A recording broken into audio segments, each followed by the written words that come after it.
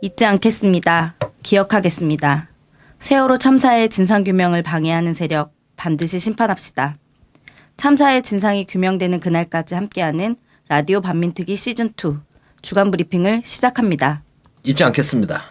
함께하겠습니다.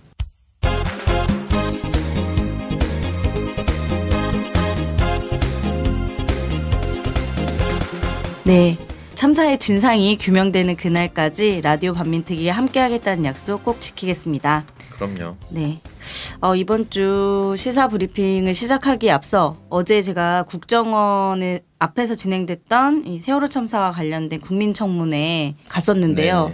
날씨 어제 추웠을 텐데. 저녁 때니까 조금 쌀쌀해지더라고요. 네. 근데 어제 저희 각 박사님이 이 국민청문위원으로 참석을 하셨더라고요. 네. 가족도 오셨나요? 네, 가족분도 이제 아버님, 어머님 두 분 유가족분들 두 분 오셨었는데. 누구 아버님? 네, 어제 그 민성이 어머니 아버지가 네. 함께 참석을 해주셨었고요. 아, 근데 너무 죄송하고 제가 너무 마음이 아팠었습니다. 네. 네. 어제 그 아니나 다를까 저희 반대쪽에 보수단체도 기자회견을 빙자한 집회를 좀 진행을 했었는데요. 아, 너무 마이크 소리도 시끄럽고 그래서 청문회가 좀 제대로 진행될 수 없을 정도였어요. 근데 어머니 아버님이 있다는 거를 알면서도 정말 차마 입에 담을 수 없는 막말을 하셔서 어머님께서 굉장히 많이 우시기도 하고. 어디 소속이에요? 거기 보수단체? 자유청년연합, 어버이연합, 탈북 단체 이렇게 됐었던 것 같은데요. 몇 군데 있었는데 네. 현수막에 날짜도 안 써 있더라고요. 네. 계속 돌려먹는 것 같아요. 네. 그 현수막. 그래서 참 어제 어머니 아버님께 좀 죄송한 마음도 있었고 그랬는데 이제 청문회가 진행되는 동안 여러 가지 의혹들도 좀 제기되고 이랬었는데 잘 이제 소리도 좀 잘 들리지 않고 어수선한 가운데 진행이 돼서 굉장히 아쉬움이 많이 남는데요. 다음에 한 번 더 이런 기회 있으면 청문회 좀 국민청문회 제대로 해봤으면 좋겠다는 생각이 들었어요. 국정원장을 앉혀놓고 해야죠. 안 나왔더라고요. 네. 네. 그래서 미리 거기까지 찾아갔는데도 안 나왔단 말이에요. 미리 이제 주말이라서 그런가?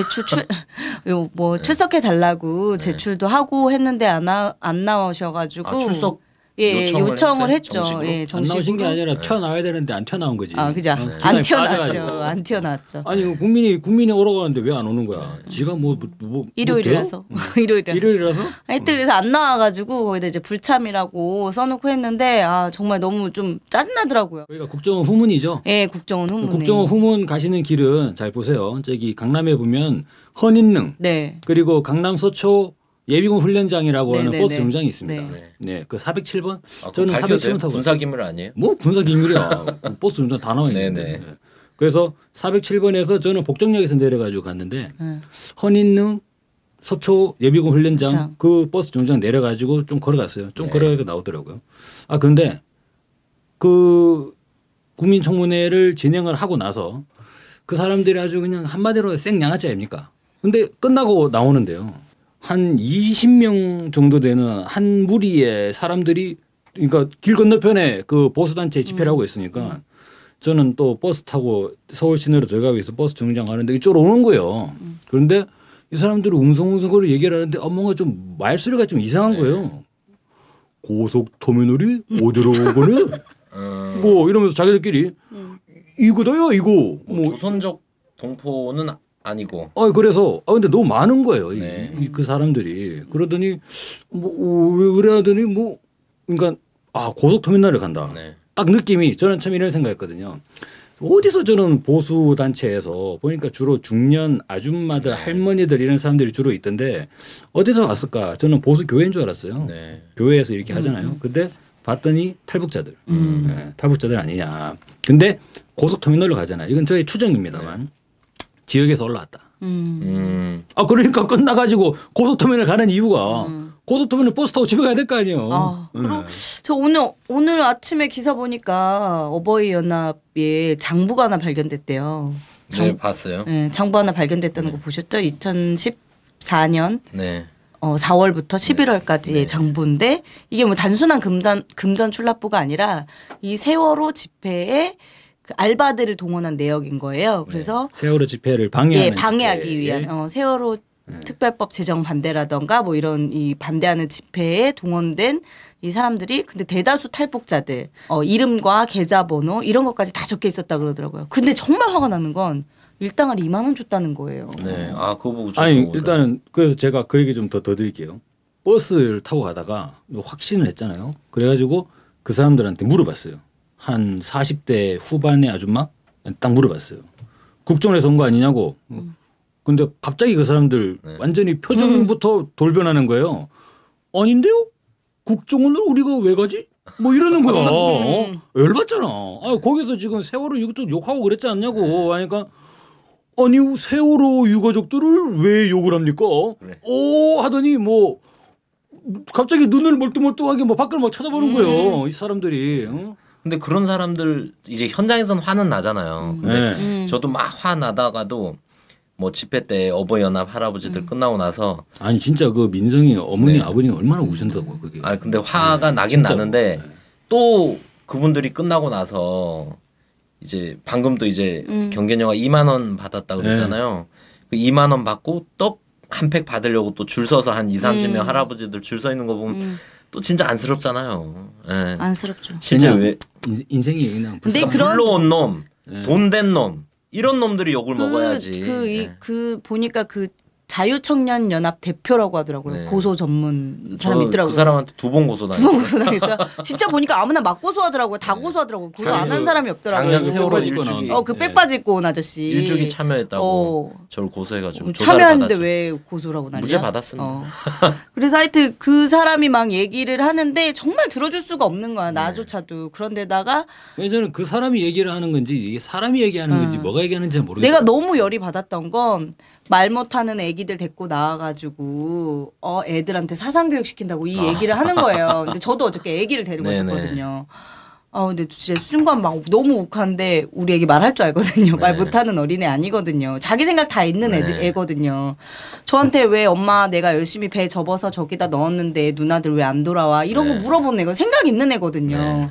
근데 거기다 대고 말 못하는 어린애들 데리고 나와가지고 의식화 시킨다 막 이런 얘기하니까 저도 미치겠는데 민성이 어머니 아버지는 얼마나 더 정말 제가 이 자리에서도 입에 담을 수 없는 말들을 많이 했어요. 그래서 어머님이 막 거의 막 절규하시고 제가 그래서 막 이제 어머님 저쪽 듣지 마시라고 막 이렇게 하고 했는데 어머니 막 땅에 주저앉아서 우실 정도로 너무너무 심했거든요. 2년 내 그런 경험이 얼마나 많으셨어요. 그러니까요. 최근에 청해진 해운과 국가정보원 간의 유착 관계가 이제 거의 사실적으로 드러나는 그런 문서들이 공개가 됐지 않습니까? 지난 4년간 국정원과 청해진 해운 측이 최소 11번 드러난 것만 해도 11번과 11번에 달하는 그런 이제 접촉이 있었다는 게 공식적인 모임도 있었고 그게 드러났고 세월호 특별조사위원회에서 세월호 청문회를 진행을 했죠. 그 청문회를 진행하는 과정에서 선원들의 진술이 또 나온 게 있습니다. 뭐냐면 그 악마의 목소리라고 이야기했던 기다려라. 대기하라. 가만히 있어라. 가만히 있어라. 그 발언이 선원들의 자의적인 판단에 의한 게 아니라 청해진 해운 측의 지시가 있었다는 거죠. 그러니까 국정원과 청해진 해운 그리고 세월호 선원들 간에 셋 간에 뭔가 커넥션이 있을 수 있는 가능성이 유력하게 제기되는 거잖아요. 그리고 또 2년 전부터 익히 알려졌던 거 있지 않습니까? 세월호의 그 골든타임. 세월호가 이 쓰러지기 완전히 침몰하기 전에 그 골든타임에 세월호 선원이 국가정보원과 무려 7차례에 달하는 전화통화를 했다는 내용들이 있잖아요. 그러면 국정원과 선원이 연결돼 있고 국정원과 청해진 해운이 연결되어 있는데 가만히 있으라. 대기하라는 그 방송이 청해진과 선원이 연결되는 거예요. 그게 근데 법에서는 정황 증거가 됩니다. 정황 증거가. 그럼 국정원이 가만히 있으라에 배우라는 정황 증거가 되는 그러니까 거죠. 용의자가 되는 거죠. 그러면 당연히 청문회 출석해가지고 나와야 될 거 아니야. 그러니까 왜 안 나오는 거야. 그리고 아니 어제 보니까 그런 의혹 제기하시는 청문위원들이 있더라고요. 국정원의 휴지통 위치, 화장실 청소 당번, 재떨이의 위치 막 이런 것까지 청해진 해운 세월호 안에 있던 그거는 지난 2014년 7월 달에 세월호 선내를 수색하는 과정에서 선내에서 노트북이 하나 발견됐죠. 그 노트북 하드디스크를 복원을 했는데 거기에서 국정원 지적사항이라고 하는 뭐 다들 아시겠습니다만 그런 한글 파일 문서가 제출되지 않습니까? 거기에 100여 가지 정도가 되는 이른바 지적사항이라고 하는 게 있는데 이거 해명을 해야 되는 거 아니냐. 예. 근데 국가정보원은 뭐라 그랬죠? 4개 정도는 우리가 뭐 관여했다고 볼 수 있는데 나머지는 모르는 일이다라고 이제 나머지 4개는 뚝 잡아 뗐어요. 예. 근데 관여했다는 거 자체도 그것도 해명이 된 건 아닌 거잖아요. 한마디로 왜 관여했는지 그 제일 중요한 부분은 이거라고 생각합니다. 그 세월호 특별조사위원회에서 세월호 청문회를 지금 2차례 개최를 했지 않습니까? 작년 연말에 1차 청문회를 진행했고 이 얼마 전에 이제 2차 청문회까지 진행을 했는데 국가정보원이 철저하게 무성의 네. 그러니까 거의 뭐 출석도 안 하고 쌩 까버리는 상황으로 거의 일관을 하고 있어가지고 청문회가 사실상 힘을 잘 받지 못하고 국가정보원 반드시 나와야 된다. 네. 청문회 보던 사람들은 국가 권력의 개입, 배후 이런 거에 대해서 그리고 진짜 구하지 않은 학살이라는 거에 대해서 더 좀 확신이 굳어지는 과정이지 않았나. 네. 국민청문회를 저희가 반드시 국정원의 이런 뭔가 관계를 낱낱이 밝히는 국민청문회 국정원전 나올 때까지. 네. 그래서 이번 4.16 2주기 기간입니다. 3월 15일부터 4월 16일까지 이제 추모의 달 4.16 연대에서 이렇게 발표를 했는데 엄청나게 행사가 많더라고요. 저도 사실 놀라운데 1주기 행사 지나고 2주기 때 혹시나 이제 국민들한테 좀 잊혀지거나 추모하는 이런 게 좀 약해지면 어쩔까 이런 걱정을 했는데 그런 게 아니라 지난 토요일 같은 경우는 전국적으로 행사가 없던 곳이 없더라고요. 그렇죠. 그리고 뭐 조그마한 뭐 기관들마다 다양한 문화 행사, 추모 행사 이런 것들이 많이 열려서 참 좋았다. 아까 여기 오다 보니까 그 주말에 그 동서남북 걷기 하시면서 네. 노란 리본들 달아 놓으셨던 네. 거 아직도 잘 이렇게 달려 있더라고요. 네. 그래서 저희 광화문 북단에 한 5천여 명 네. 이렇게 모여서 근데 그거 말고도 전국적으로 네, 다양한 전국적으로 행사들이 많았다고 하더라고요. 근데 하나 아쉬운 거는 그 4.16 교과서가 나왔잖아요. 교과서 나왔는데 그걸 계기교육 하겠다는데 교육부에서 막았어요. 막았는데 뭐 몇 군데서 이제 교육감님들이 강행을 하시는 곳들인데 기본은 막았다 교육부에서. 근데 막은 이유가 세월호 이제 곽 박사님 얘기하셨던 그런 세월호 의혹들이 밝혀지지 않았다. 의혹이 확인되지 않은 의혹들이다. 의혹이니까 확인이 안 된 거 아닙니까? 그리고 국정원의 관계, 국정원의 뭐 쓰레기통 관리, 국정원의 뭐 자판기 관리 이런 거 정도가 나왔는데도 이런 게 의혹이 확인되지 않은 거기 때문에 아이들이 교육하면 안 된다 뭐 이런 얘기하고 또. 근데 애들 교육하는 사람이 이렇게 거짓말하면 그러니까 나 잘릴 것 같아 무서워서 못 씻겠다. 그렇게 얘기를 해야지. 성장 발달 단계에 적합하지 않다 이 내용이. 성장 발달 단계. 국가 간에도 맞지 않다 이런 얘기를 하더라고요. 국가 간에 맞지 않다. 아니 그 아이들 교육에서 우리가 수학도 중요하고 영어도 중요하고 국어도 중요하지만 제일 중요한 게 도덕 아닙니까? 도덕과 사회. 근데 이 사회에서 자기 동년 언니 누나들이 큰 참사를 당했는데 이런 거를 교육하지 않는다는 것 자체가 그리고 세월호 추모제 이런 거 하면 이번에도 그렇고 중고등학생들이 많이 엄청 참가를 하잖아요. 그래서 이 교육부의 이런 방침이 아이들의 지향과도 완전히 맞지 않는. 근데 우리 아이들이 참사를 보고 나서 정말 교과서에서 나오지 않는 건데 배운 게 하나 있죠. 가만히 있으라고 할 때 절대 가만히 있지 않아야 되는데 이런 걸 배운 거잖아요. 근데 제가 얼마 전에 이제 지하철을 탔는데 그 이제 지하철이 계속 가는 도중에 계속 삑삑 소리가 많이 났어요. 네. 근데 다음 역에 도착했는데 문이 안 열리는 거예요. 근데 그 여자 고등학생 2명이 막 문을 열려고 딱 이렇게 하는 거예요. 그러니까 막 어른들이 걔네가 막 문을 열려고 하니까 어른들도 막 불안해서 막 일어나고 이랬는데 다행히 문이 열리긴 했는데 저도 내렸거든요. 무서워서 사실. 그리고 다음 지하철 타고 갔는데 아이들이 이런 거를 배우게 된 거예요. 아이들이 이렇게 그 지하철 문을 막 열려고 하는 걸 보니까 이런 거를 아이들한테 우리가 참사를 겪게 함으로써 참사를 보게 함으로써 아이들이 이렇게 변했구나. 근데 이러지 않고 우리 아이들이 정말 국가를 믿기 위해서라도 그 참사 교육은 해야 되는 거죠. 계기 그렇죠. 교육 같은 국가관을 바로 세우기 위해서도 그러니까요. 4.16 그 교과서 공부를 해야 된다. 되는 이게 거죠. 어른들 전반에 대한 불신이 아니라 그러니까. 일부 어른들의 탐욕, 일부 공권력의 무책임 이런 것들로 이루어진 거다. 이런 것들을 아이들이 오히려 판단을 하고 이런 것들을 바꿔나가야겠구나. 그래야 이 나라가 내 나라가 되는구나 이런 걸 오히려 배워줘야 된다. 아니 근데 정말 우리 아이들의 국가관이 바로 서면 네. 시청 광장에 촛불만 난리 나는 거 아니에요? 그게 무서운 것 같습니다. 네. 그게 무서운 것 같습니다. 아, 근데 오히려. 제가 이거는 여담인데요. 제가 이제 그 요즘에 그 제 후배가 선거 나간 선거운동 하고 있다고 했잖아요. 유명한 박근혜 탄핵 후보. 제가 이제 유세차를 타고 이렇게 막 걸어가는데 기호 5번입니다 이러면서 가는데 여고생들이 막 박수를 치고 손을 흔들고 후보 인물이 좋더라고요. 아, 그래서 그런 건가요? 그래서 그런지 잘 모르겠는데 아무튼 이 박근혜 탄핵에 열광하는 사람이 이제 여학생들 특히 여학생들 교복 입은 여학생들이 되게 열광을 하더라고요.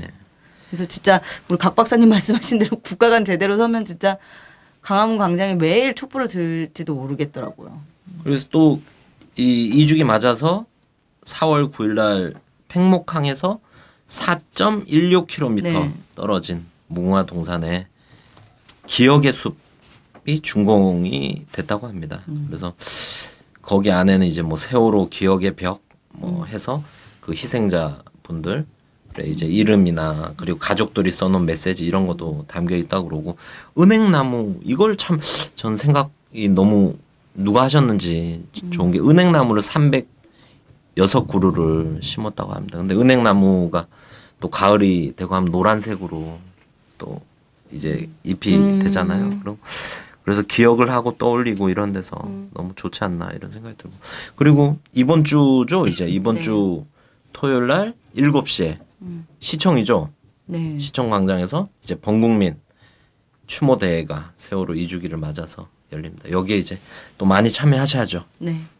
꼭 참여하겠습니다. 네, 우리 세월호 진상규명 방해하는 세력들을 청문회에 세우고 기필코 낱낱이 이 배우가 누구인지 왜 이런 아이들의 억울한 희생이 있었는지를 밝혀야 되겠습니다.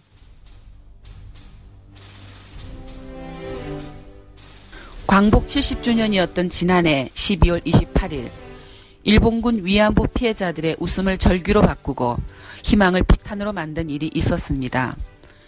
고령의 피해자들을 다시 거리로 불러낸 사건이 있었습니다. 바로 일본군 위안부 문제에 대한 명확한 역사적 사실 인정도 법적 책임도 후속 조치에 대한 내용도 다뤄지지 않은 한일 정부 간 합의였습니다. 오히려 최종적이고 불가역적 해결, 다시는 국제사회에서 제기하지 않겠다. 소녀상 철거 노력 등 가해자의 반성하는 모습은 찾아볼 수 없는 피해자들과 피해국 국민들에게는 폭력적이라 할 수 있는 그런 합의였습니다. 반드시 해방이라며 길거리에 서기를 25년, 세계 각지를 돌며 일본군 위안부 문제 해결을 요구해왔던 지난 25년, 그 세월 동안 엮어온 정의를 향한 목소리들이 12월 28일 한일 양국의 기자회견이 있던 그 시간 앞에 잠시 머물러 있습니다. 이런 상황에서 제20대 국회의원 선거를 통해 우리는 어떤 후보를 국회로 보내야 할까요? 바로 지난 12월 28일 합의를 무효화시키고 정의로운 해결을 향해 거리낄 것 없이 뛸 수 있는 그런 사람이 국회의원이 되어야 한다고 생각합니다. 10년 후, 20년 후 또다시 우리 후세대들이 일본군 위안부 문제를 해결하라고 지금을 살고 있는 우리처럼 길거리에 서고 세계 각지를 정부 없는 국민처럼 그렇게 떠돌지 않아도 되도록 마음껏 해방을 누릴 수 있도록 우리의 소중한 한 표를 행사해 주시기를 부탁을 드립니다.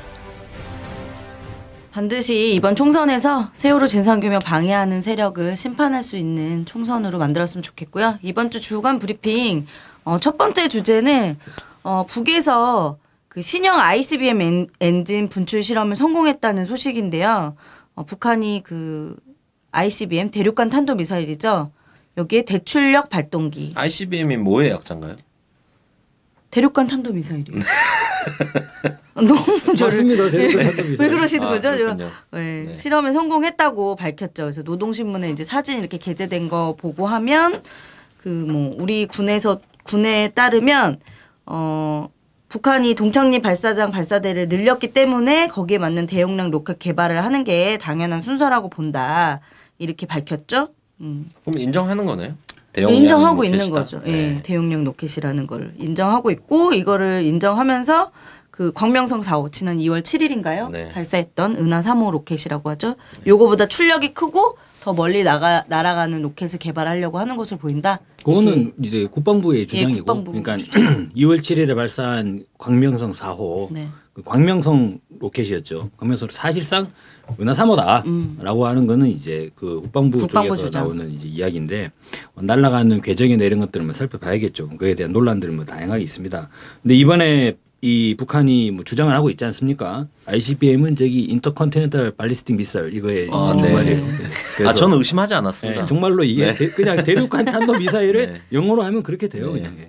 근데 이 대출력 고출력이죠, 고출력. 네. 우리말로 하면 고출력이라는 게 실제로 이제 성공을 했다는 건 뭘 말하느냐면 한 번에 세게 나오잖아요. 네. 한 번에 세게 나오면은 사실 북한의 이 예전에 열병식 때 북한이 공개했고 우리는 이런 걸 가지고 있다라고 딱 제시했을 때 보면은 3단 로켓으로 좀 보여지죠. 근데 미국이 보유하고 있는 미니트맨이나 이런 이제 미국의 ICBM들을 보면 동체 길이도 좀 짧고 그리고 2단 로켓을 주로 가지고 있어요. 발사되는 걸 보면 빵 하고 나가거든요. 미국 애들 가지고 있는 미사일들을 보면. 근데 이 고출력 엔진을 장착을 하게 되면 출력이 강해지니까 단분리를 두 차례까지 할 거 없이 한 차례. 그러면 단분리가 될 때 원래 이것이 이제 실질적으로 이 약간의 볼트에 폭발 장치를 줘가지고 자동으로 폭발되면서 재점화가 일어나야 되기 때문에 단분리를 하는 과정에서 발사체가 이상 작동을 하거나 나로가 단분리에서 실패했었잖아요. 주로 단분리에서 많이 뭐 이제 문제들이 발생을 하죠. 그런데 그 과정이 한 스텝으로 줄게 되죠. 2단 로켓이 되면 한 차례만 안정성이 좀 더 확보가 되는 발사 성공 확률이 훨씬 증가하게 되겠죠. 그리고 고출력이 되면은 처음에 가속되는 가속도가 빨라지기 때문에 초기 단계에서 요격될 확률이 줄어들죠. 그러니까 이를테면은 이 북한이 예를 들어서 뭐 그런 일이 일어나면 안 되겠습니다만 북한이 미국 본토로 ICBM을 발사를 한다고 해봐요. 발사를 하면 북한의 이름 모를 어디에선가 발사가 되겠죠. 근데 발사될 때는 처음에 발사 속도가 제로지 않습니까? 근데 이것이 점점점 가속이 되잖아요. 그러니까 처음에 발사됐을 때 그 초기 상태에서는 아직 충분히 가속이 되지 않았기 때문에 느리다는 거예요. 그러면 그 느릴 때 고도도 낮죠. 그때 한일이 미국이 왜 안 나오는지 모르겠어. 어쨌거나 이 한일이 이것을 요격하겠다. 사드로.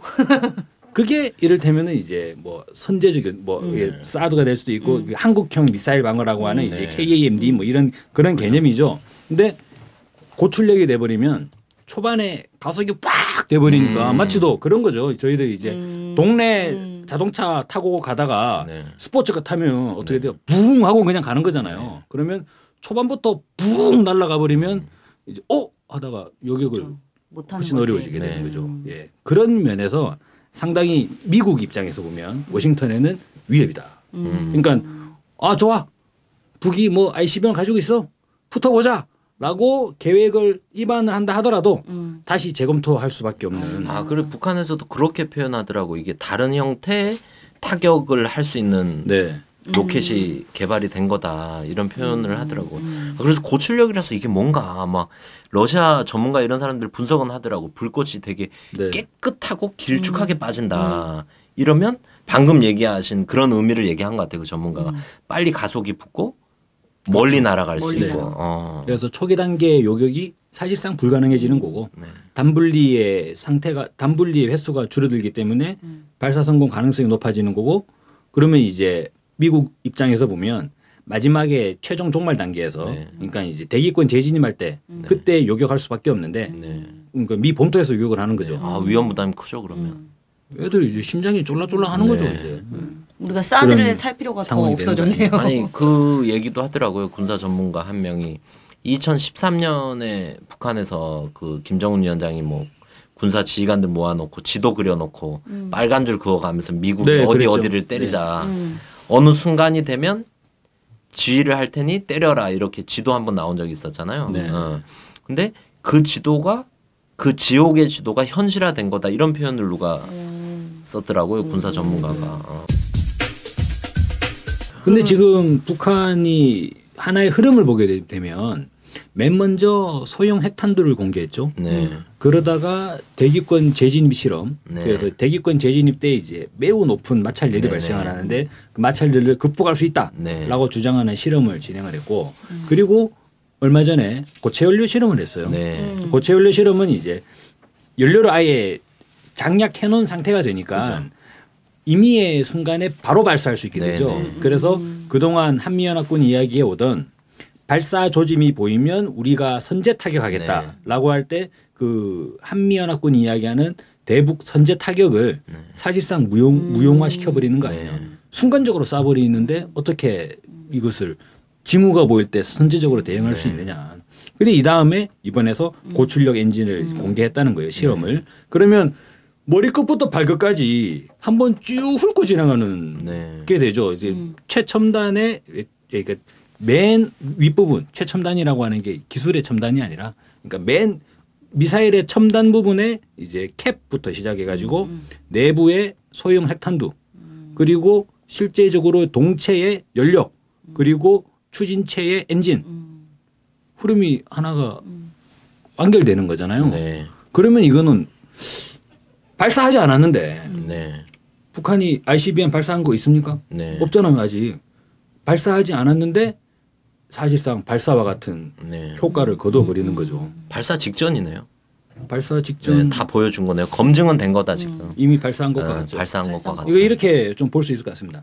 사실상 핵 실험도 일정하게 핵 기술이 축적이 되면 시뮬레이션으로 전부 다 처리를 하지 않습니까? 지금 북한이 하고 있는 양상들을 봐도 ICBM 발사나 이런 부분들을 일종의 그런 시뮬레이션 같은 형식으로 단계별로 짜자자자작 제시해주고 이렇게 되면은 일반 국민들이나 정치적으로 이를테면 뭐 대한민국 국민들이나 일본 사람들, 미국 국민들, 미국 사람들도 엄청나게 순진하잖아요. 그럼 막 우왕좌왕하거나 이를테면 이제 대북 공격 논리에 휩쓸리게 되는 그런 상황들이 존재하지 않는 상황에서 군사 지휘관 이를테면 뭐 태평양 사령관이나 한미연합사 사령관이나 그런 사람들에게는 확실하게 인지를 시켜주는 우리 가지고 있다. 한번 까자. 그런 의미가 있지 않겠나. 그러면 이거 어쨌든 지금 이 시험을 해서 거의 발사한 것과 다름이 없는 이런 상태인데 이번에 엔진 공개, 고출력 엔진 공개를 두고 그러면 미국이 많이 긴장을 할 것 같은데. 당일날 바로 미국이 바로 국무부에서 반응은 했죠. 추가 도발을 자제해야 된다. 그리고 국제사회와의 약속을 이행해야 된다. 그래서 추가 도발 자제는 제가 볼 때는 미국 입장에서 지금 난감한 상황인 것 같습니다. 이런 상황이면 사실 유엔을 소집해서 뭐 제재를 위한 논의라도 시작을 해야 되는 거 아닙니까? 새로운 대륙간 탄도미사일이 발사될 수도 있는 건데. 근데 지금 미국은 논리적인 모순에 빠져버렸어요. 왜냐하면은 이제 지난번에 제재 결의안이 미국 우리 의회 내에서 통과된 부분은 최강 제재 법안이라고 해서 원래 최상급은 하나밖에 없지 않습니까? 다음에 최강하겠지. 최강 제재 법안을 통과시켰는데 그럼 그보다 더 센 걸 어디서?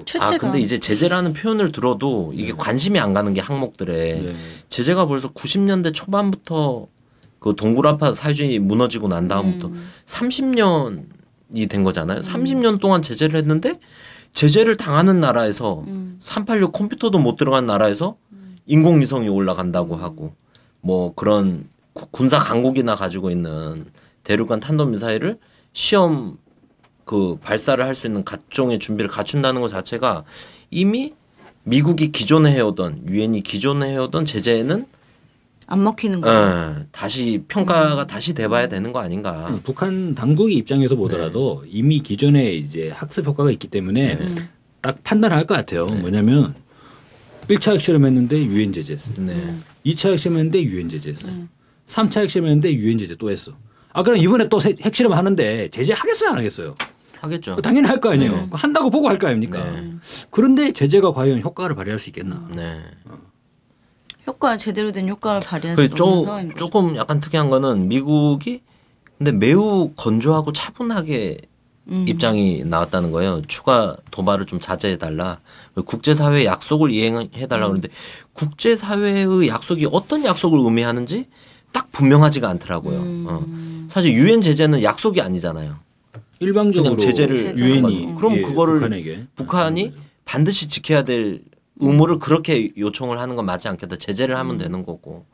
그러면 어떤 약속이 있을까 하면 이전에 북한과 미국이 맺었던 약속들이 있지 않습니까? 뭐 북한에서 미사일 발사를 좀 자제를 하면 미국에서 같이 또 지켜야 될 약속들이 있는 거잖아요. 그래서 뭐 이런 뭔가 작년 12월, 올 2월 해서 북미 간에 뭐 베를린 비공식 접촉도 있었다고 하는데 뭔가 이런 대화가 진행되는 거를 암묵적으로 좀 분위기를 표현한 미국 측의 입장이 아닌가 이런 생각도 약간 들더라고요. 사실 이번 발사 시험은 미국 입장에서 정말 이게 제일 까다로운 거거든요. 이를테면은 인공위성 발사조차도 유엔으로 가져가 가지고 제재 계란을 통과시켜 버렸는데 실제로 지금은 대륙간 탄도 미사일을 대놓고 실험을 하고 있는 거지 않습니까? 소형 핵탄두듯이 머리끝부터 발끝까지 이렇게 보여주고 있는 상황이라서 실질적으로 미국에게 군사적 압박은 2월 7일에 광명성 사고보다 이번에 1년에 이런 이제 ICBM의 공개가 훨씬 더 압박감은 더 크지 않겠나. 부담감. 부담감이라고 할 수 있겠죠. 남중국해 같은 데는 중국이랑 미국이 이제 대치를 좀 긴장이 높아지고 하고 있고 또 뭐 이라크나 이전에 시리아나 이런 데서 실제 무력 충돌들이 생기잖아요.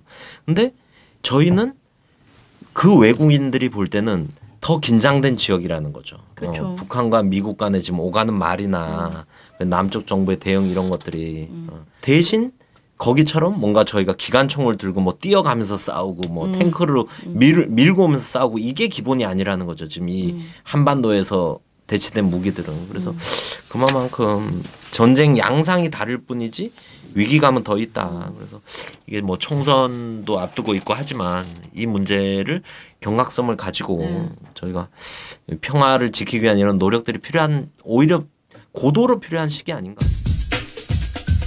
이 와중에 지금 정부가 마치도 총선을 두고 안보 장사를 하는 듯 해서 정말 문제가 되는 거예요. 그리고 최근 탈북자들 얘기를. 그 지난 8일이죠. 통일부가 그 기자회견을 열어서 북한 해외식당 종업원들이 집단 탈북을 해서 지금 한국에 들어왔다. 이렇게 기자회견을 열었죠. 근데 원래는 아시다시피 다들 탈북자가 탈북을 해가지고 들어오면 정부 합동신문센터에 가서 한 달 정도 조사를 받잖아요. 이 과정에서 그 간첩도 조작하고 이제 국정원이 그러는데 그 신문 과정을 거치고 또 신변을 원래 공개를 안 한다고 해요. 왜냐하면 북에 남겨진 가족들한테 위해가 갈까 봐. 근데 이례적으로 들어오자마자 긴급하게 기자회견을 열고 여기가 식당이 뭐 중국에 있는 유경 식당이라더라 하면서 식당 이름까지 이렇게 밝혀지고 이런 과정이 있었다는 거예요. 근데 오늘 기사가 나왔죠. 한겨레 신문이 보도했는데 통일부가 이제 반대의 의견을 표했다 이거죠. 북에 남겨진 가족들의 신변 안전을 우려해서 좀 반대했는데 받아들여지지 않고 청와대 지시에 의해서 이 기자회견이 진행됐다는 겁니다. 그 원래 말이 안 되는 겁니다. 그리고 지금 그 식당에 있던 동료들 중에 탈북을 안 한 사람이 있다고 그랬는데 이거를 발표가 했잖아요. 발표를 했죠. 그럼 그 사람들 탈북은 오히려 통일부가 막은 거죠 지금 현실적으로. 근데 이런 과정이 있을 수 있나. 그러니까 이게 아무래도 정보 당국이 좀 개입된 게 아닌가 하는 의심이 좀 들 정도고요. 특히 이제 계속 막 맨날 북한 인권 그러잖아요. 그렇게 북한 인권을 생각하는 청와대가 갑자기 그래서 북한 인권법도 막 처리한 청와대가 북에 남겨진 가족들의 신변 안전이나 이런 걸 전혀 고려하지 않고 막 다 공개를 해버렸죠. 그리고 뭐 언론에 막 다 공개를 한 거예요. 근데 그러면서 계속 얘기했던 게 우리 정부의 독자적인 대북 제재가 막 효과를 보고 있다. 계속 이렇게 얘기를 한 거죠. 근데 여기서 이제 웃긴 거는 뭐냐면요. 이게 왜 이제 북풍의 공작이다라고 이제 오해를 받고 있냐면 이게 발표를 하고 나서 이틀 만에 이례적으로 통일부, 외교부, 고위 관계자가 비공개 브리핑을 막 하는 거예요. 근데 비공개 브리핑을 막 하는 게 뭐냐면 보통 비공개 브리핑이 티타임이거든요. 내가 하고 싶은 얘기 있을 때 기자들 불러가지고 차 마시면서 하는 얘기예요. 그래가지고 이제 막 비공개 브리핑을 막 열어가지고 계속 그 얘기를 했다는 거예요. 우리 정부가 제재해가지고 얘네가 탈북했다. 제재해서 뭐 외화가 잘 안 벌어지는데 이 외아를 이제 자꾸 상납하라고 하니까 이 압박감을 못 견디고 탈북했다. 이 주장만 계속 되풀이했다는 거예요. 그러니까 하고 싶은 얘기가 있는 거지. 언론에 대고 싶다. 제재의 효과다. 제재의 효과다 이렇게 얘기하고 싶은 거지. 근데 이게 또 제재의 효과라고 하기에는 너무 이 탈북이 너무 단기간에 확 이루어져서 이게 실제 제재의 효과인지는 봐야 된다. 중국 그 당국자도 뭐 이게 지금 북한에 이제 반부패 추방 막 이런 것들이 많이 되고 있대요. 근데 중국에 있는 북한 식당들이 좀 비싸대요. 단가가 높대요. 그래서 뭐 좀 그 장사가 좀 안 되는 것인지 아니면 진짜 뭐 한국이 제재를 해가지고 안 되는 건지는 좀 더 두고 봐야 된다. 이렇게 얘기를 했다는 거예요. 중국 당국자도. 그런데 이게 제재의 효과로 탈북을 했다. 이렇게 좀 약간 하고 있는 것도 있고 아까 제가 말씀드렸을 때 긴급하게 기자회견을 열었다고 했잖아요. 보통 이런 중대한 사안은 뭐 최소 뭐 하루 전 혹은 뭐 반나절 전 뭐 이렇게 알려주잖아요.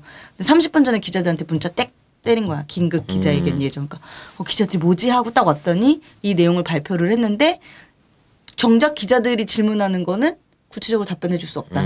이러고 이제 가버린 거죠. 그러면 빨리 좀 언론에 올려달라. 빨리. 내가 하고 싶은 것만 빨리 속보로 때려달라. 총선이 다가오고 있다. 빨리 좀 올려달라. 근데 이게 또 이례적인 건 오늘 아침 출근길에 받은 속보에는 이런 게 있었죠. 북한군의 대좌, 뭐 우리나라 계급으로 따지면은 뭐 장성급 대령이죠, 대령, 뭐 이 정도 대령이죠. 되는 것 같은데 탈북을 지난해 11월에 했다는 거예요. 벌써 그게 지난 작년 11월이에요? 예, 지난해 11월. 그러니까 벌써 몇 개월이 흐른 거예요. 4-5개월? 5개월이 지났죠. 5개월. 근데 이게 이제 오늘 공개가 됐단 말이에요. 여기 이 사람에 대해서는 또 아무것도 안 알려준 거야. 그런 사실만 있다. 그거 이렇게만 알려주던데요? 거예요. 제가 본 건 그거 봤어요. 정찰총국의 대령이면 이건 거의 뭐 이제 장군급이다. 장군급이고 뭐 김정은 제1위원장한테 뭐 직보하는 라인이라는 거야. 그래서 상당히 무슨 첩보 같은 걸 많이 갖고 왔다. 이런 정도로만 확인을 해주고 아무것도 확인 안 해준 거야. 신원도 확인 안 해주고. 아니 여기는 뭐 류경 식당에서 탈출한 신원보다 사람이에요. 웃긴 거는 어떤 탈북자는 묵혀서 공개하고 5개월 어떤 있다. 탈북자는 겉절이도 아니고 하루 만에. 그러니까 막 하루 만에 이렇게 막 공개를 해서 이게 막 지금 언론에 역풍을 맞고 있죠. 네. 오늘 한겨레가 이거 청와대 시킨 거다 이러면서 막 뭐 이거 북풍 아니냐 막 이러니까 이제 갑자기 더 핫한 걸 꺼낸 거야. 북한군에 이런 별 달린 사람이 우린 이런 것도 있다. 별 달린 사람도 왔다. 막 이러면서 이제 이런 거를 꺼내고 있는 거죠. 그래서 근데 이게 조만간에 뭐 또 나올지는 모르겠습니다만 총선 뒤에는 안 나올 것 같아요. 네. 예?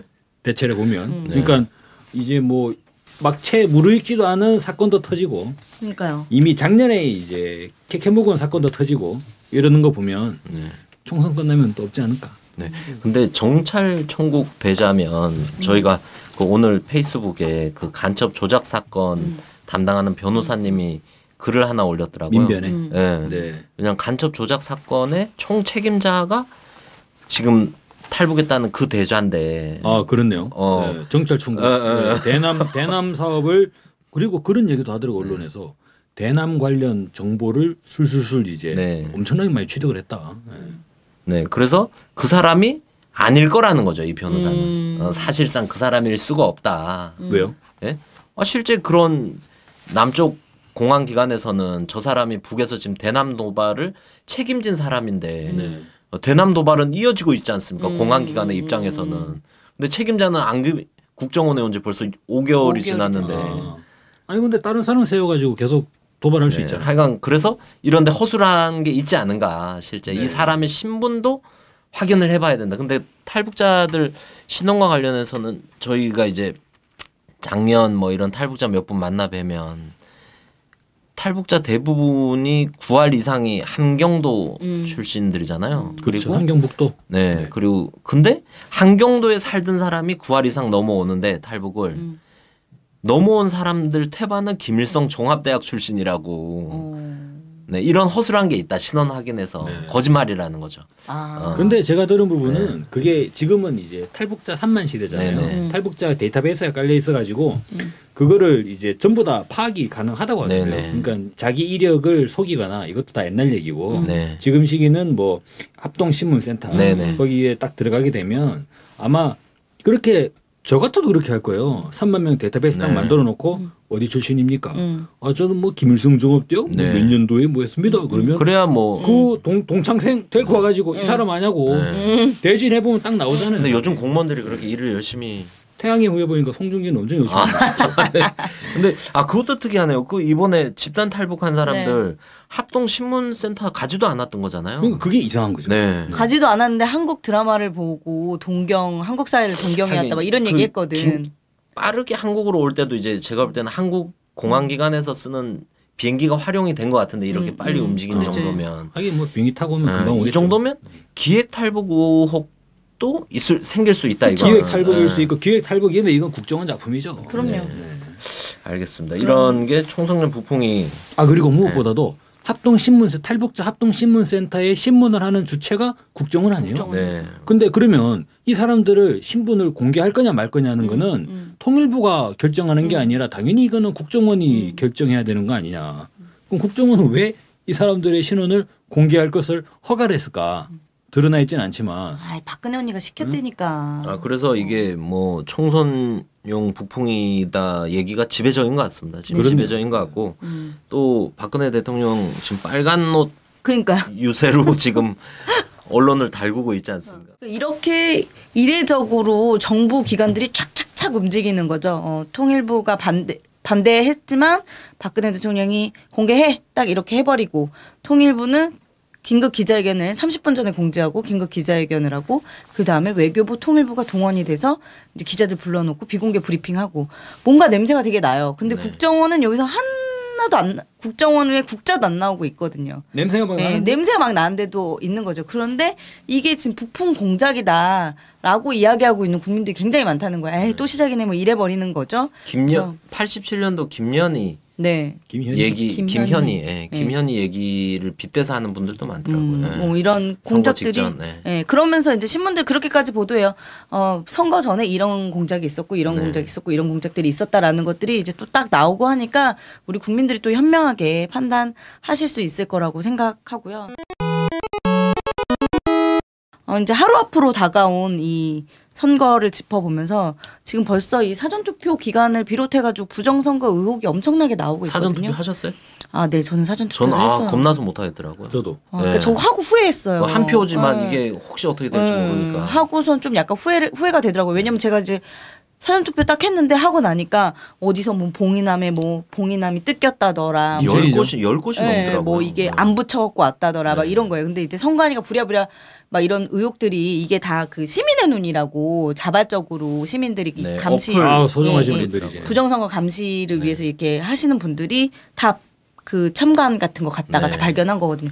이거 왜 투표함 손잡이에 이거 봉인 이거 테이프 왜 안 붙여 있어요?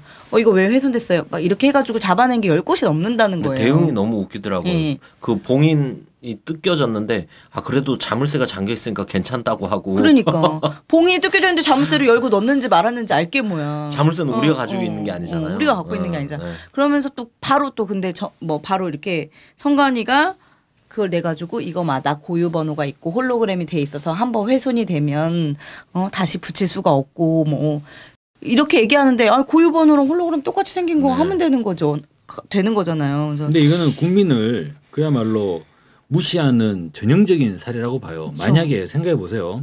청와대에 어떤 문서를 제출하는데 앞에 예를 들어 청와대 편지를 보냈는데 오바마 대통령이 박근혜 대통령에게 편지를 보냈는데 그게 봉인 뜯어져 있어. 봉인이 뜯어지는데 뭐 괜찮습니다. 괜찮아 누가 봐도 내겠어요. 주소는 청와대 난리 나지. 청와대 난리 나지. 그러니까 이게 막 그런 거잖아요. 뭐 진짜 아까 빗댄 예대로 봉인이 뜯어져 있는 거는 한번 누군가가 봤다는 의혹이 있을 수도 있는 거잖아요. 봉인을 한 거 자체가 선관위에서 뭔가 공정 관리를 위한 시스템 중에 하나인데 괜찮다 이렇게 대응하는 건 진짜 아닌 거죠. 그럴 거면 봉인은 뭐하러 해? 그냥 자물쇠 채우지. 그리고 또 거소투표라고 이제 잘 못 움직이시는 분들 이제 거소투표 고소까지 당했던데요. 고소 선관위가 고소했죠. 당연히 고소해야 되는 상황이고 여기 춘천에서 이제 복지시설, 그러니까 노인 복지시설의 그 사무장이 그 동의를 거치지 않고 그냥 일괄적으로 다 신청을 해버린 거야. 자기가? 다 고소투표 신청을 해버린 거예요. 근데 저도 그 2012년 대선 때죠. 대선 때 이제 그 구로에 있는 그 요양병원에 참관을 간 적이 있어요. 근데 이제 대부분 이제 노인 요양병원이니까 잘 거동이 좀 힘드신 분들이 있단 말이에요.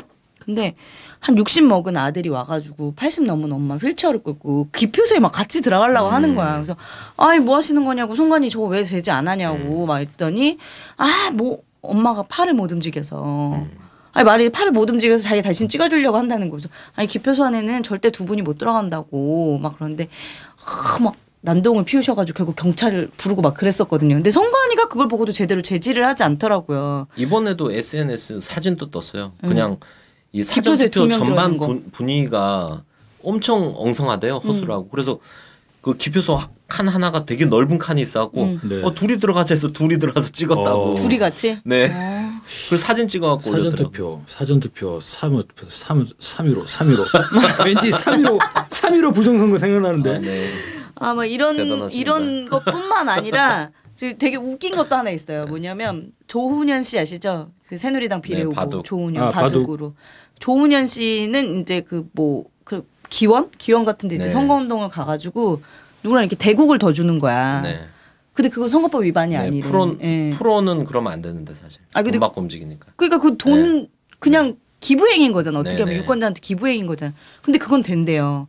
근데 가수 남진 씨가 국민의당에 이제 그 선거 운동 하시는 분인가 봐요. 근데 가수 남진 씨 노래가 차에서 나오잖아요. 그럼 다른 사람들 막 박수 치면서 춤추면서 노래를 해도 남진 씨는 손만 흔들어야 된다는 거야. 이거 노래를 할 수 없다는 거야. 남진 씨는. 노래 한 곡당 500만 원에 기부를 하는 거라는 거야. 유권자한테. 그래서 안 된다는 거야. 새누리당은 되고 이중잣대가 문제인 안 거죠. 되고. 이중잣대. 이런 이중잣대들이 좀 이렇게 일어나고 있는 거죠. 대통령부터 시작이지 않습니까? 지금 멕시코 갔다 와가지고 지금 선거 꼬라지 돌아가는 거 보니까 난리 났잖아요. 대구에서 민심이 정말로요. 저희 부모님이 북을에 사세요. 그 이른바 그 무소속 후보가 새누리당을 앞지른다고 하는 홍일학 그 이변에 홍일학 후보 그 자리 거기가 대구 사람들이 민심이 불불 끓는답니다 지금. 우리를 지금 봉으로 안 찍거든 뭔데 이래가지고 지금 막 난리 났다는 거예요. 왜 봉으로 하냐고 그러는 거야? 그 무소속 홍일학 후보가 야권 성향의 이제 후보예요. 근데 이번에 출마한 새누리당의 후보가 원래 거기가 서상기 의원이 계속 했었는데 이번에 공천 탈락됐어요. 아마 제대로 안 했나 보죠. 그런데 여기에 새롭게 공천한 사람이 원래는 비례의원으로 출마하는 게 좀 마땅하다고 지역의 민심들이 좀 그런 거죠. 이를테면 장애인이시고 장애인을 대표해서 비례의원으로 출마하는 게 적당하다고 보는데 지역의 현안이나 지역구의 의정과는 관계없는데 이리저리 돌려서 북을로 출마한 거 아니냐 이런 논란이 이제 제기가 되다 보니까 대구에서 아주 부정적인 여론이 이제 나오게 되는 거죠. 부산도 마찬가지고 김무성 의원도 마찬가지고. 근데 이런 상황에서 박근혜 대통령 오자마자 뭐 했습니까? 빨간 옷 입고 무슨 빨간 머리 애니에요. 빨간 옷 입고 충북 전북. 근데 경합 지역이죠. 네, 경합 열세 이런 데만 다니더라고요. 다니면서 20대 국회를 싹 갈아야 된다. 이게 아주 그냥 노골적으로. 그런데 이제 청와대는 지금 경제 행보라고 우기고 있죠. 이게 근데 이미 이전에도 있었잖아요. 대구랑 이런 데 갔었잖아요. 그래서 그때도 분명히 선거법 여론이 선거법 위반이다. 야당들 뭐 합니까? 사실 이런 탄핵건 아닙니까? 이게 탄핵건. 이런 얘기를 계속 했는데 대구 갔을 때도 이 얘기를 했단 말이야. 이거 선거법 위반 아니냐. 선거 개입하는 거 아니냐. 이랬는데 괜찮네. 또 가는 거예요. 근데 심지어 이 언론에서는 국무회의를 예고까지 하더라고요. 4월 12일 국무회의가 예정돼 있는데 박근혜 대통령이 선거 관련 어떤 발언을 할지 주목된다. 무조건 하는 건 상수인 거죠. 꼭 들으라. 뭡니까 지금이? 하면 안 되는 거잖아 원래. 대통령은 원래 하면 안 되는 거잖아요. 그러면서 오늘 또 기사 나온 거 그거 있어요. 박근혜 대통령이 사전투표를 하려고 했는데 논란이 일 것 같아서 사전투표를 하지 않았다. 이에 대해서 새누리당은 보수층 결집할 수 있는 좋은 기회였는데 아쉽다. 이랬다는 거예요. 이게 뭐냐고. 지금 엉망인 거죠. 대구 갔을 때도 선거법 위반 논란이 있다 이렇게 말만 하고 아무런 조치도 안 하잖아요. 야당 항의도 안 하고 탄핵안 발의하지도 않고 이거 선거법 위반이야 이거 탄핵 사유야라고 말하지도 않고 이러니까 지금 박근혜 또 하는 거잖아요. 심지어 빨간 옷 입고. 첫째로 보면 대통령의 선거 개입 사례 계속적으로 나타나고 있고 둘째로 보면은 선거관리위원회의 편파적인 부당한 선거관리 여기는 투표용지도 있죠. 야권 연대할 것 같으니까 투표용지 인쇄 날짜를 막 땡겨버리고. 세 번째로는 사전투표 행위로부터 나타나는 투개표 과정에서의 허술한 관리. 네. 총체적으로 보면은 지금 이거 당장 선거 때려엎고 지금 거리로 나가야 할 판이에요. 를 한 지가 세 번째인가요 지금? 사전 투표를 왜 하는 겁니까? 투표율 올리려고. 원래 야권에서 민주당 시절이었죠. 투표 시간 연장을 많이 얘기했잖아요. 그쵸. 그러니까 젊은 층들 특히나. 아니 그렇게 되면 다 해결되는 거예요. 네. 기쓰고 반대. 투표 시간을 저녁 8시까지 연장을 하자. 10시까지 해야지. 그러면 투표율도 올라가고 국민의 참정권 원만히 발휘할 수 있으면 다 되는 거 아니냐. 그러니까 새누리당 그때 한나라당이었죠. 뭐라 그래 결사반대했어요. 절대 안 된다고. 근데 왜 사전 투표는 이렇게? 아니 근데 투표 시간 연장도 중요하지만 제일 중요한 거는 그날 법정 공휴일이잖아요. 그렇죠. 안시 뭐 빨간 날이잖아요 달력에. 아니 선관위가 투표랑 개표를 하루만 집중해도 선관위 공무원들이 제대로 수행하기가 벅찬 상황인데 투표를 이틀을 하는 거잖아요. 두 날 다 어떻게 공정하게 관리가 되겠느냐. 근데 분할을 시켜놨잖아요. 이거는 오히려 좋지 않은 의도다. 기존에 요구됐던 국민들이 다 일반적으로 가장 요구하는 건 당일날 비정규직 알바들 다 쉬게 해줘라. 강제로. 그리고 저녁까지 투표할 수 있게 해줘라. 이러면 투표율이 자연히 객관적으로 당연히 올라가는 건데 이거를 굳이 못 들은 채 하고 그리고 선거 관리도 훨씬 쉬워요. 네. 사전 투표를 왜 굳이 해야 돼? 그렇죠. 네. 그날 당일에 하루에 한 큐에 딱 끝내면 좋잖아요. 이거는 저희가 이번 선거 좀 늦긴 했지만 끝나고 한번 여론조사를 해서 뭐가 낫겠습니까 실제 투표에. 네. 아니 근데 난 좀 웃긴 게 뭐냐면 투표용지 미리 인쇄를 해야 된다고 빨리 그 한꺼번에 못해서 미리 인쇄해야 된다고 인쇄해버렸잖아요. 야권연대 될 것 같으니까. 근데 제가 오늘 사전투표하러 가가지고 보니까 이렇게 지문 딱 대고 신분증 딱 꽂으니까 투표용지 그냥 바로 그 자리에서 인쇄돼서 나오더라고요. 아, 있던 게 그냥 나온 거겠죠? 아니야. 바로 출력이 되는 거예요? 나왔는데 거기는 사퇴한 사람은 안 나와. 근데 왜 미리 투표를 용지를 미리 인쇄한다고. 그리고 저는 그거에 또 하나 걸려요. 이게 저희가 이제 부정선거 의혹 제기하시는 분들 입장에서 딱 봤을 때는 경합 지역을 정확하게 알아야 되잖아요. 네. 여론조사를 공표도 안 돼 있고. 근데 출구조사보다 사전 출구조사나 사전투표 출구조사의 여론조사가 제일 가깝겠죠. 현실에. 네. 그걸 보고 그 데이터를 가지고 또 뭔가 할 수 있는 게 있지 않은가. 사전투표 데이터를 가지고. 그러면 원래는 이게 불확실할 때는 500장 가지고 당락을 가르는 거라면 데이터가 있으면 200~300장으로 가장 정확한 딱 투표함에 개입을 하면서 할 수 있는 것도 있지 않나. 그래서 당초 부정선거를 하려고 마음을 먹었다면 그런 면에서 사전투표에 대한 데이터가 또 활용이 가능한 거 아닌가 이런 생각 들더라고요. 근데 지금 이 여론조사도 보면 어느 언론사에서 하느냐, 어느 여론조사 기관에서 하느냐에 따라서 막 10% 막 이렇게 차이가 나거든요. 10%가 뭡니까? 거의 15% 막 이렇게까지. 그러니까 이게 종잡을 당일 수 조사인데도 없는데, 다르더라고요. 없더라고요. 근데 제가 또 가만히 또 들어보니까 이게 또 웃긴 게 여론조사 전화 거의 집으로 가잖아요. 네. 저는 저희 집 전화로 여론조사 한번 했어요. 그래? 네. 저희 사무실로요. 그 더민주에서 오늘 발표를 했더라고요. 여론조사 자체가 여론을 지금 왜곡시키고 있다. 근데 질문지가 이상해. 질문지가. 그러니까 저는 오늘 반드시 투표하지 않겠습니다. 네. 그러니까 부정적이 먼저 나와요. 그 광주에서는 한 후보가 전화기 4,000대를 집 전화 4,000대를 핸드폰 몇 대로 집중해서 돌려놨다 그러더라고. 아예 여론조사를 그러니까 그런 판이다 지금. 그래서 지금 어디 몇 프로요가 실제 객관적 데이터라기보다 각 정치 세력 정당이 가지고 있는 입장이 투영된 여론조사로 봐야 되는 게 맞지 않겠나 싶습니다. 그래서 지금 어쨌든 이렇게 많은 부정선거 의혹들 중에서도 백미는 역시 대통령의 선거 개입인데 지금 너무 조용하죠. 우리 지금 제 생각엔 당장이라도 지금 이거 때려엎고 선거 이거 대통령 탄핵부터 시켜야 될 것 같은데. 반갑습니다. 이곳 인권위 전광판 위에서 303일째 보국농성하고 있는 최정명 한규엽입니다. 저희들은 법원이 판결한 대로 비정규직을 정규직으로 전환하라고 요구하기 위해서 이곳에 올라왔습니다. 법을 지키라고 하는 상식적인 요구를 하기 위해 목숨을 걸어야 하는 세상입니다. 지금 노동자 서민을 위한 정치는 실종되었습니다. 정치가 재벌의 뒤를 봐주기 위해서 존재하는 것입니까? 저희들은 재벌 눈치 보지 않고 비정규직, 정규직 전환 특별법을 제정할 수 있는 후보, 비정규직의 사용 사유를 엄격히 제한할 수 있는 법안을 만들 후보가 필요합니다. 전국에 계신 노동자 여러분, 이번 국회의원 선거에서 꼭 이런 후보를 뽑아주십시오. 그리고 정당 투표는 진보 정당에 꼭 투표해 주십시오. 감사합니다. 수색! 이번 주 시사 브리핑은 이렇게 부정선거 의혹부터 뭐 세월호도 좀 짚어봤었고, 그리고 이제 뭐 대륙간 탄도 미사일, 그리고 탈북 정국 다 짚어봤었는데요.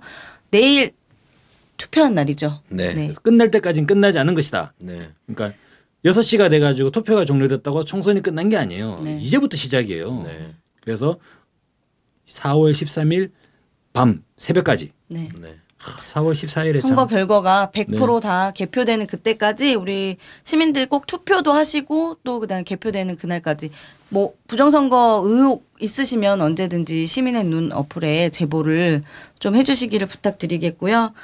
국민이 승리하는 4.13 총선을 맞을 수 있도록 저는 오늘부터 기도를 열심히 하겠습니다. 여러분들 모두 4월 13일 잊지 말고 투표하시고요. 끝날 때까지 끝난 것이 아니다. 이 마음으로 함께 선거 결과 지켜봤으면 좋겠고요. 4월 14일 저희는 다시 돌아오겠습니다. 조금만 기다려주세요.